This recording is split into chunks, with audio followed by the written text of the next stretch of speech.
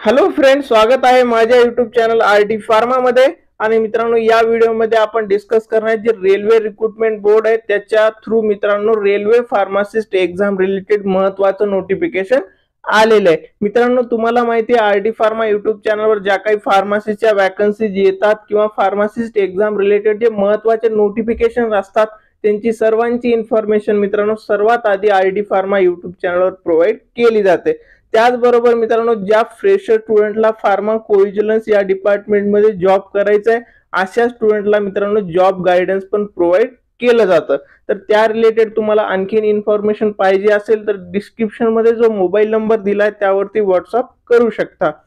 तर मित्रांनो, ही जी अपडेट आहे ही अपडेट नेमकी काय आहे तर रेल्वे रिक्रुटमेंट बोर्ड कडून ज्या फार्मसी स्टुडंटनी एक्झाम फॉर्म भरलेला आहे तर अशा स्टुडंटचं जे फॉर्म भरलेला आहे तर त्या फॉर्मचं ऍप्लिकेशन स्टेटस आता तुम्हाला शो होणार आहे।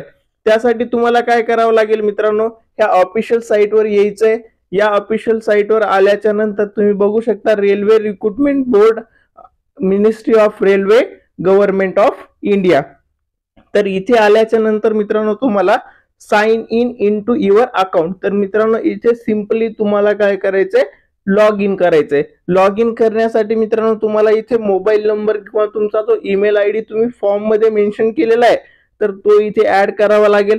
त्याच्यानंतर मित्रांनो इथे तुम्हाला पासवर्ड ऍड करावा लागेल। जर तुमचा पासवर्ड तुम्ही विसरलेला असेल तर मित्रांनो इथे फॉरगॉट पासवर्डचा ऑप्शन असणार आहे, त्या ऑप्शनवर क्लिक करून तुम्ही नवीन पासवर्ड सेट करून इथे लॉग इन करू शकता। इथे लॉग इन केल्याच्या नंतर तुम्ही जो ऍप्लिकेशन फॉर्म भरलेला आहे त्याची सर्व इन्फॉर्मेशन तुम्हाला शो होणार आहे। लॉग इन झाल्याच्या नंतर मित्रांनो तुमच्या समोर असा विंडो ओपन होईल। त्याच्यामध्ये तुम्हाला तीन ऑप्शन दिसतील, एक असणार आहे जनरल इन्स्ट्रक्शन आणि दुसरा असणार आहे मित्रांनो ऑनलाइन ऍप्लिकेशन आणि तिसरा ऑप्शन असणार आहे ऍप्लिकेशन हिस्ट्री। तर मित्रांनो या तिन्ही ऑप्शन मध्ये वेगवेगळी इन्फॉर्मेशन आहे, पण आपल्याला जे कामाची इन्फॉर्मेशन आहे ज्याच्यामध्ये तुम्ही ऍप्लिकेशन फॉर्म भरलेला आहे त्याचा ऍप्लिकेशन स्टेटस तुम्हाला तिथे दिसणार आहे ते म्हणजे मित्रांनो जे सेकंड नंबरचा ऑप्शन आहे ऑनलाइन ऍप्लिकेशन, यावरती क्लिक करायचंय। सॉरी, जे थर्ड नंबरचा ऑप्शन आहे त्यावर इन्फॉर्मेशन तुम्हाला तिथे दिसणार आहे। ऑनलाइन ऍप्लिकेशन मध्ये ती इन्फॉर्मेशन दिसणार नाहीये। ऍप्लिकेशन हिस्ट्री मध्ये गेल्याच्या नंतर मित्रांनो तुम्हाला तिथे इन्फॉर्मेशन दिसणार आहे।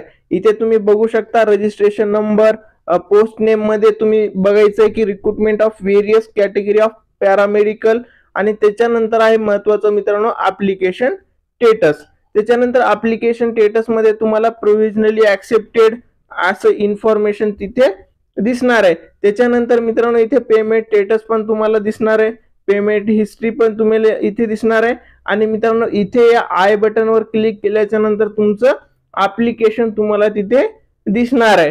तर मित्रांनो ही खूप इम्पॉर्टंट अपडेट होती। तर तुम्हाला इथे तुमचं चेक करायचं की तुमचं जे ऍप्लिकेशन आहे तो ऍक्सेप्ट झालाय की नाही झालाय। तर हे तुम्हाला कन्फर्म समजल्याच्या नंतर तुम्हाला जे स्टडी करण्याचं मोटिवेशन आहे ते भेटणार आहे की ऍप्लिकेशन अप्रूव्ह झालाय, ऍक्सेप्टेड झालाय। तर तुम्हाला स्टडी लवकर करावी लागेल आणि मित्रांनो ही एक्झाम पण खूप लवकर होणार आहे। त्यासाठी सर्व स्टुडंटला, ज्या स्टुडंटने रेल्वे फार्मसिस्टची वॅकन्सीचा फॉर्म भरलेला आहे तर सर्व स्टुडंटला बेस्ट ऑफ लक। थँक्यू।